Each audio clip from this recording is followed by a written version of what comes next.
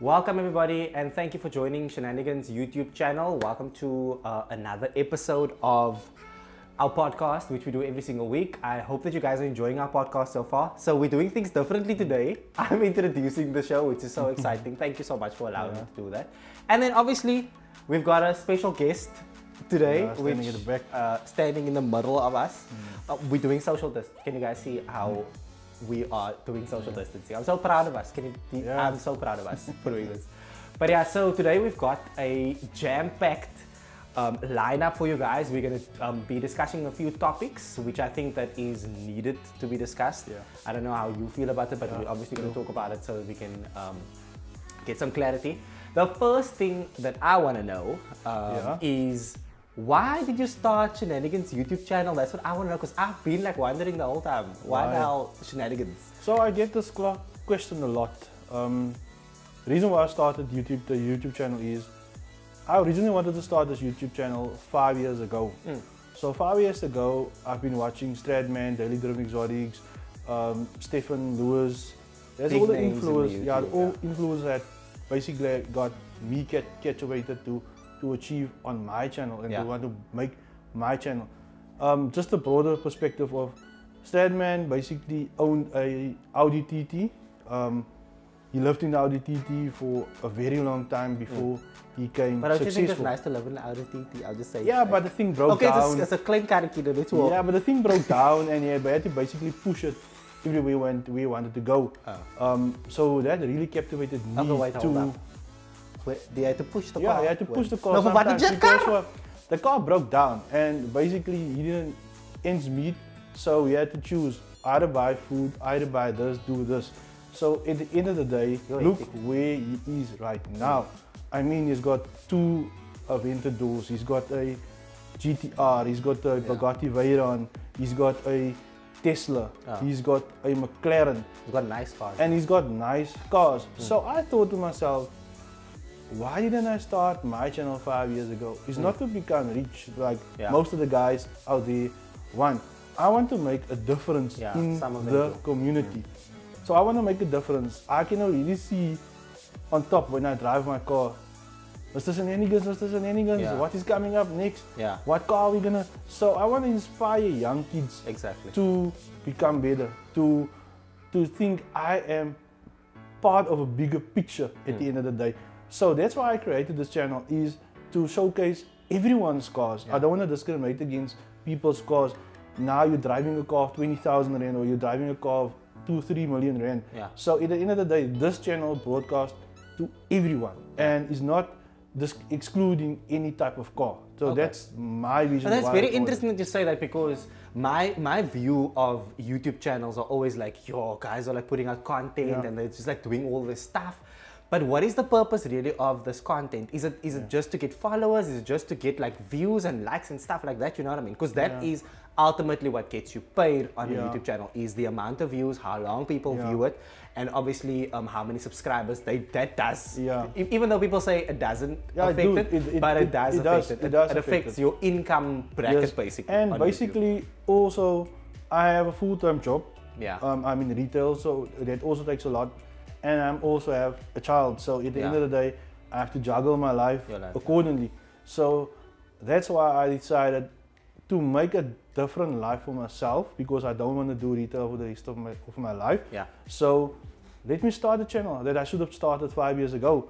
So this is. But they say it's never too late. Yeah, they say never too late. And there was tricky times that I started that I thought like, yo, mustn't I stop? Mustn't I quit? But at the end of the day, it's people out there, the viewers that's watching, friends, family, that's always inspiring me to going. I mean, you're also a big influence on my life, and I have a lot of people that's positive, that's influencing me to achieve more and better. First things first, I am not an influencer. Okay, let's get that out the way. Not an influencer. Everybody that knows me knows I always say this. At the end of the day, even though it's like a thing that people, it's like a title that people like to. I understand why people say that. I understand why they say that, and I appreciate it. But I don't like the title. I can do the work. I can get people to understand why we're doing certain things and what's going on in our industry, and I can bring certain things to light. That's fine. But I don't want to be put in a box, you know, because that's what it is. It basically puts you into a box, and that's not why I'm here. But anyway, it's not about me, it's about him and this beauty. So with all of that being said, I just want to understand quickly. So this was not inspired by the YouTube channel. This was inspired by a thing that you had. Yeah. So basically, to give you a broader perspective of my cars that I had previously, I first owned a Toyota Twin Cam. A lot of people knew in Mossel Bay. Yeah. Then I had a I Ranix. love those twin cams, by the way. Can I just say, twin cam people, I'm all about that twin cam life. Yeah, and my twin cam was fully modded, fully modded. So after that, I had a Ranix 1800. After the Ranix, I had a STI that also was like okay, so Japanese, now we German. What's going on? So fully worked cams, N1 cams, head job, everything you can think of, it was done to the STI. And then my best friend Wendell Muller in Cape Town, told his brother had a MK5 GTI, and I was looking that time for a car, and he was like, bro, just try the German, because I always tell German is not for me. Yeah. And I just like fell in I love. say, Jap.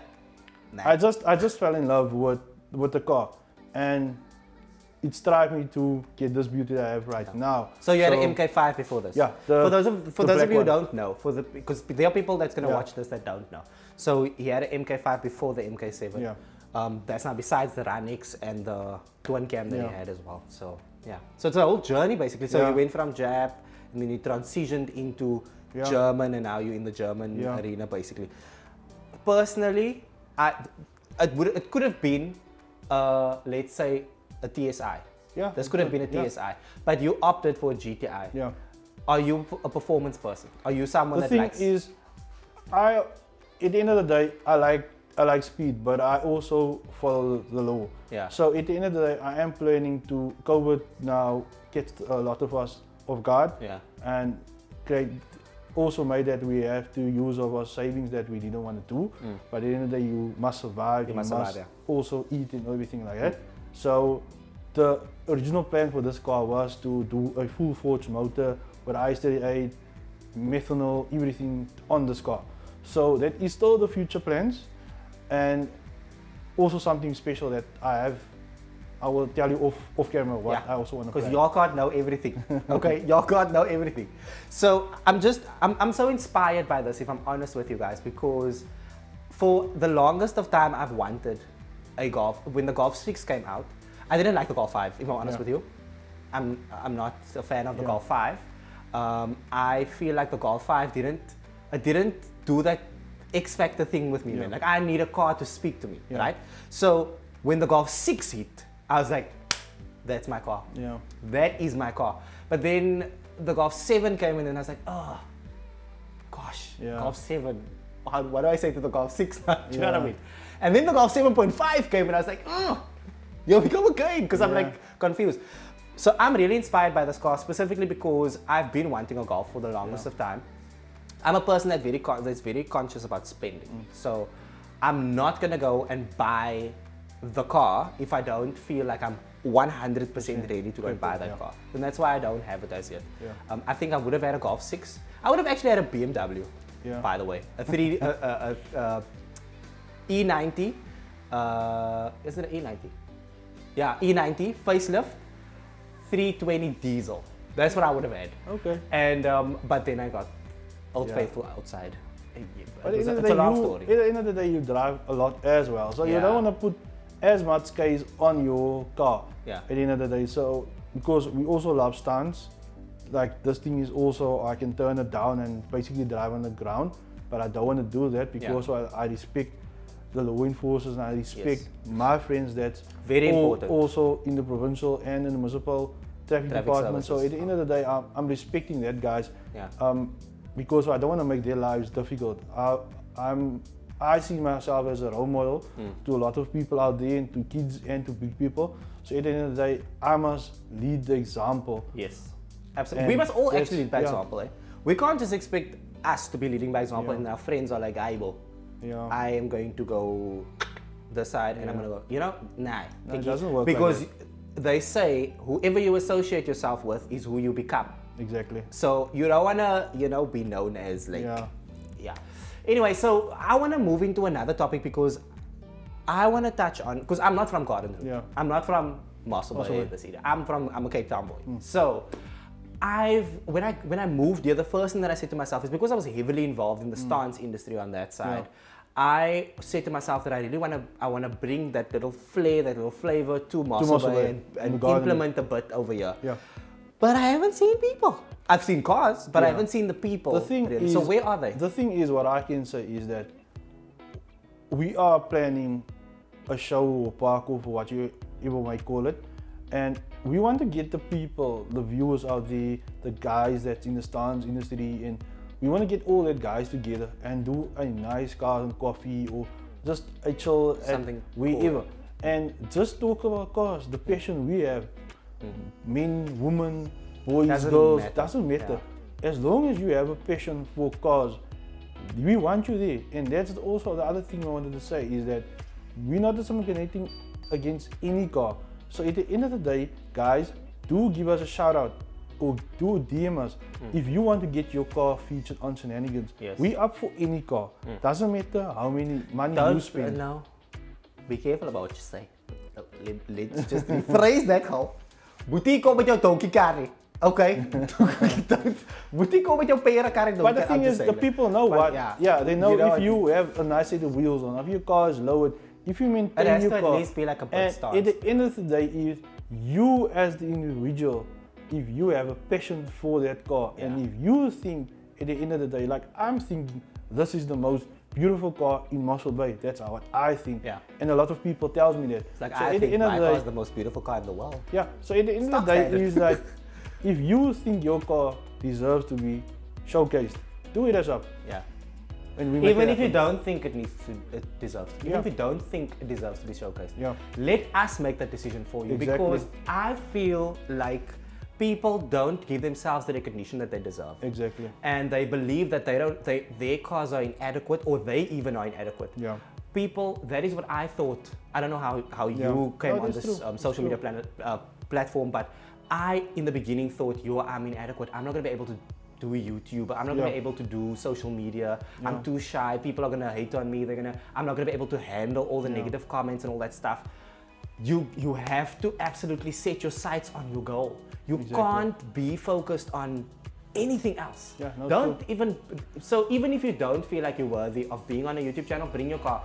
We will show you that you are worthy to be on a YouTube channel. So don't. Oh, and then the other thing is, this is a question that I just want to slip in here before we end the podcast. Do you think that Mossel Bay has a bigger percentage of racing enthusiasts or a bigger percentage of stance enthusiasts? Look, I think it's 50-50 in Mossel Bay, if I can call it like that. Mossel Bay has one of the fastest normal aspirated Hondas in South Africa. Rudolph, he stays in Mossel Bay. We are still going to go to Rudolph, me and you, to have a podcast with Rudolph in the future. And he basically built crazy motors for anyone in South Africa. And his cars are really quick.